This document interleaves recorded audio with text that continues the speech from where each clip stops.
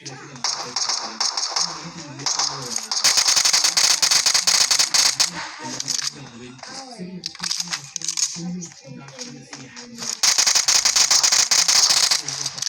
هي قاعدة بتفضل تحكي وأنت بتخش عليها، تيجي أول ما تشوف في صح جديد، هي دي ممكن تفكرك هتمشي، ولكن لو تحبطها أكتر يقول لها فعلا مش دلوقتي، فتفضل تقعد تحكي إنه يمشي، بعد كده تقول على كل حاجة سمعتها، هو يقول أنت عارف ده كل